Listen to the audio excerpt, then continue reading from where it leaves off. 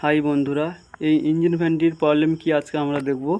Gear দেওয়ার পরে joint set ঘুরে যাচ্ছে, কিন্তু গাড়ি একটু আগাচ্ছে না, কিন্তু গাড়ি বিকট শব্দ করছে, ডিফারেনশিয়াল থেকে বিকট শব্দ হচ্ছে। আর আমরা সেইটাই দেখব। কিন্তু গাড়ি গড়ছে না মানে প্রথমে আমাদের সেল চেক করতে হবে, তারপরে আমরা কাউন্টার চেক করব। এতটা শব্দ করছে যে আমরা বুঝে গেছি যে এই ডিফারেনশিয়ালের প্রবলেম, কাউন্টারের সমস্যা গেছে বা কাউন্টার কেটে গেছে। আর একটা প্রবলেম দেখুন, ডিফারেনশিয়ালও ছেড়ে গেছে, ডিফারেনশিয়াল সাইড দিয়ে তেল পড়ছে, কীভাবে ছেড়ে গেছে দেখুন সাইড দিয়ে।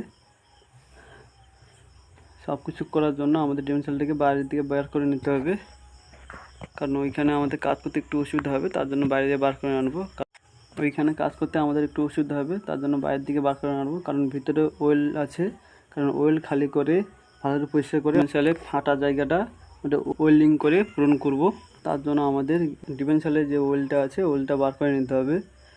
অয়েলটা ভালো করে ঝেড়ে বার করে নেবে, যাতে ওয়েল্ডিং করার সময় যেন কোনো সমস্যা না হয়, কারণ অয়েল থাকলে ওয়েল্ডিং মারতে অসুবিধা হয়।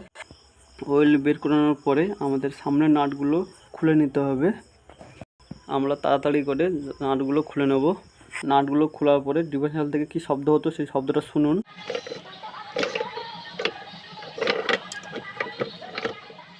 আমরা দুটো নাট রেখে সবগুলো নাট খুলে নিয়েছি, কারণ সেল খুলতে হবে, কারণ সেল না খুললে আমাদের কাউন্টার বেরোবে। তার জন্য প্রথমে আমরা সেল খুলে নেব। প্রথমে আমাদের নাটটা খুলে নিয়ে আমরা চাকাটা বার করে নেব, দু সাইডে কীভাবে দু সাইডে চাকা বার করে নেব। তারপরে আমাদের দেখুন সেলের যে চারটে নাট খুললে, কারণ বেরিংটার জন্য সিল বেরোবে না, চারটে নাট খুলে আমরা ডিস সমেত সিল বার করে নেব। একইভাবে অপর সাইডেও একইভাবে খুলে নেব। আমাদের খোলা হয়েছে, এবার ডিস বার করে নেব এবং সেলটাও বার করে নেব। একইভাবে অপর সাইড এ সাইডও একইভাবে আমরা সেল বার করে নেব। সেল বার করার পরে আমাদের কাউন্টার বার করে নেব। হাত স্লিপ করছে, একটু ন্যাকড়া দিয়ে কাউন্টার তুলে নেব। কাউন্টার তুলে নিয়েছি।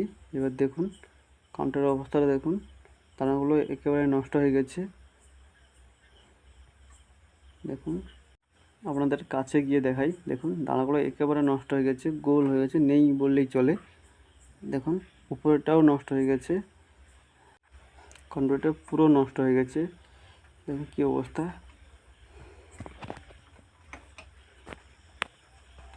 আমাদের কাছে পুরো ফিটিং করা মাল আছে, তাই আমরা এই ফিটিং করা মালটি লাগাবো। এর পুরো ভিডিও দেখতে চাইলে কমেন্ট বক্সে কমেন্ট করুন, আমরা ভিডিও দিয়ে দেবো। আমাদের ডিফারেনশিয়ালটিকে ভালো করে পরিষ্কার করে নিয়েছি দেখুন। তারপরে আমরা আঠা দিয়ে প্যাকিংটা ভালো করে বসিয়ে দেবো, যাতে অয়েল যেন একটু না লিকেজ করে, এবং প্যাকিংয়ের উপরেও ভালো করে আঠা লাগিয়ে নেব।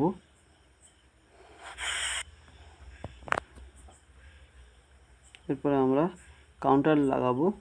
কাউন্টার ধীরে ধীরে করে বসাতে হবে। তারপরে আমরা ফুটোগুলো মিলিয়ে নেব। ফুটোগুলো মিলানোর পরে আমরা বোল্টগুলো যেগুলো ছিল স্টাক সেগুলো আমরা টাইট করে দেবো। এরপরে আমরা দু সাইডে একইভাবে যেভাবে খুলেছিলাম একইভাবে দু সাইডে সেল লাগিয়ে নেব। সেল লাগানোর পরে আমরা চেক করে নেব সেল লাগানো কমপ্লিট। এরপরে আমরা ডিফারেনশিয়ালের মাথা ঘুরিয়ে সেল দু সাইডে ঘুরছে কিনা দেখে নেব। দেখুন ওকে, ঠিকঠাক সব কিছু আছে। এরপরে আমাদের ব্রেক ডিস লাগিয়ে নিতে হবে, যেভাবে খুলবে সেইভাবে লাগাবে। দেখুন এরপর আমরা ব্রেক ডিসটি লাগিয়ে নিচ্ছি। ব্রেক ডিস লাগানোর পরে চাকা লাগিয়ে নেব। একইভাবে অপর সাইডেও চাকা লাগিয়ে নেব। দেখুন চাকাগুলো ভালো করে লাগাবে, কারণ এই একটি নাটে চাকাটা পুরো আটকে আছে। আর চাকা লাগানোর পরে চাকা গজিয়ে দেখে নেবে, যাতে একটু না গজে। ডিফারেনশিয়াল আমাদের কমপ্লিট হয়ে গেছে। এবারে আমরা গাড়িতে লাগিয়ে দেবো। এতক্ষণ আমাদের পাশে থাকার জন্য